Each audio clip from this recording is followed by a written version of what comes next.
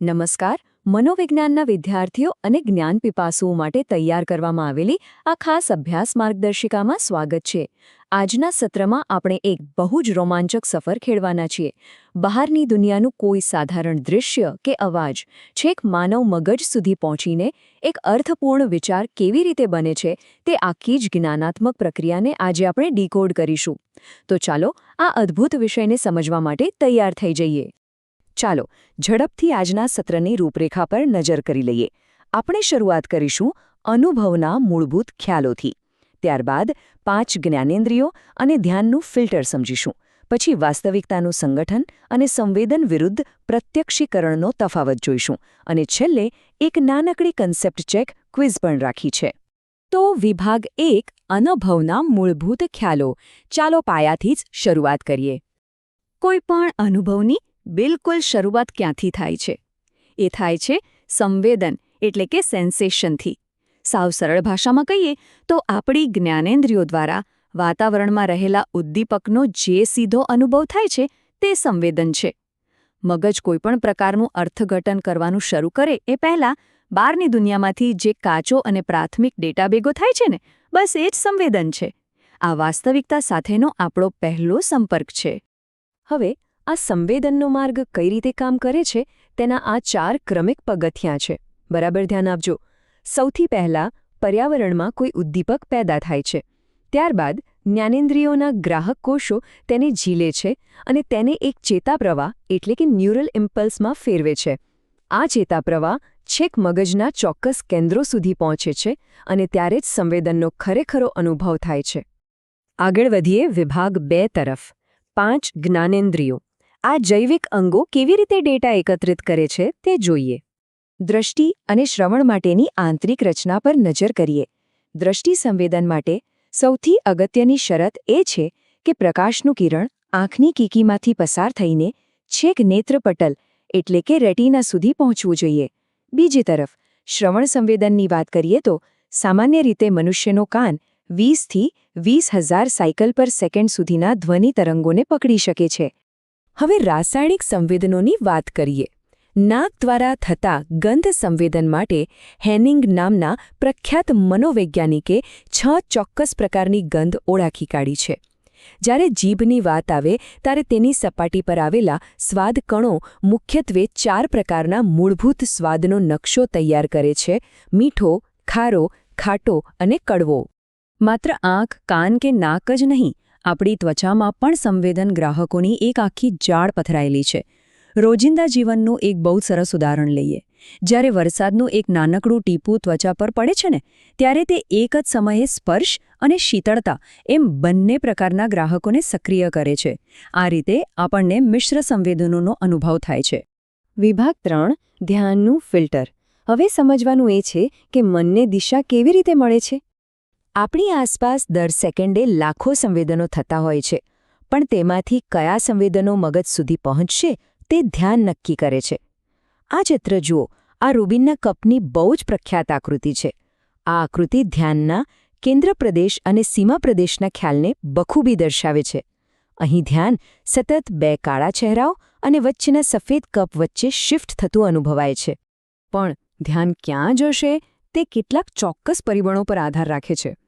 ઉદાહરણ તરીકે 40 વોલ્ટના બલ્બ કરતાં 500 વોલ્ટનો પ્રકાશિત બલ્બ તરત ધ્યાન ખેંચે છે. આ ઉદ્દીપકની તીવ્રતા થઈ. તેવી જ રીતે સ્થિર વસ્તુ કરતાં ગતિશીલ વસ્તુ વધુ ધ્યાન આકર્ષે છે. આ ઉપરાંત વ્યક્તિગત રસ, ભૂખ કે તરસ જેવી જરૂરિયાતો અને શિક્ષણ પણ એ નક્કી કરવામાં મોટો ભાગ ભજવે છે કે કઈ વસ્તુ પર ધ્યાન અપાશે. વિભાગ 4 વાસ્તવિકતાનું સંગઠન. અહીં વાત આવે છે પ્રત્યક્ષીકરણની શક્તિની. ફિલ્ટર થઈને આવેલી માહિતીને મગજ કેવી રીતે સમજે છે? આ માટે પ્રત્યક્ષીકરણ એટલે કે પરસેપ્શનનો ખ્યાલ સમજવો પડે. જો સંવેદન માત્ર અલગ અલગ સંગીતના સૂરો સાંભળવા સમાન છે, તો પ્રત્યક્ષીકરણ એ આખી પરિચિત ધૂનને ઓળખવાની પ્રક્રિયા છે. આસપાસના જગતમાંથી મળેલા કાચા ડેટાને ગોઠવીને તેને અર્થ આપવાની આ એક બહુ જ જટિલ માનસિક પ્રક્રિયા છે. જર્મનીના સમષ્ટિવાદી મનોવૈજ્ઞાનિકોએ કેટલાક નિયમો આપ્યા છે જે સમજાવે છે કે મગજ આપોઆપ વસ્તુઓને કેવી રીતે જૂથમાં વહેંચે છે. સમાનતાના નિયમ મુજબ મગજ ચોકડી અને શૂન્યના સમાન આકારોને આપોઆપ અલગ હરોળમાં ગોઠવી દે છે અને તેને એક ચોક્કસ પેટર્ન તરીકે જુએ છે. હવે અહીં સૌથી રસપ્રદ બાબત એ છે કે આ ચિત્રમાં સફેદ રંગનો કોઈ ત્રિકોણ દોરેલો જ નથી. છતાં મગજ આપેલી માહિતીમાં રહેલી ખાલી જગ્યાઓ ભરીને તેને એક પૂર્ણ અને અર્થપૂર્ણ ત્રિકોણ તરીકે જુએ છે. આને પૂરકતાનો નિયમ કહે છે, જે બિલકુલ રાત્રે આકાશમાં તારાઓને જોડીને નક્ષત્રો બનાવવા જેવું જ છે. ખરું ને? ચાલો હવે વિભાગ 5માં પ્રવેશ કરીએ. સંવેદન વિરુદ્ધ પ્રત્યક્ષીકરણ. પરીક્ષા માટે આ તફાવત સૌથી અગત્યનો છે. અહીં ધ્યાનમાં રાખવા જેવો મુખ્ય મુદ્દો એ છે કે સંવેદન એ શારીરિક પ્રક્રિયા છે જે આપણી જ્ઞાનેન્દ્રિયોમાં થાય છે અને તે સાવ કાચી માહિતી છે, જ્યારે પ્રત્યક્ષીકરણ એ એક માનસિક અને મનોવૈજ્ઞાનિક પ્રક્રિયા છે જે મગજમાં થાય છે અને તે ખૂબ જ જટિલ હોય છે. ટૂંકમાં કહીએ તો સંવેદન એ પાયો છે અને પ્રત્યક્ષીકરણ તેના પર ચણાયેલી ઇમારત છે. અને હવે સમય છે વિભાગ 6નો કન્સેપ્ટ ચેક ક્વિઝ. ચાલો જોઈએ કે મૂળભૂત ખ્યાલો કેટલા સ્પષ્ટ થયા છે. પ્રશ્ન 1. સંવેદન એટલે શું? જરા વિચારો. હા, આપણે હમણાં જ વાત કરી.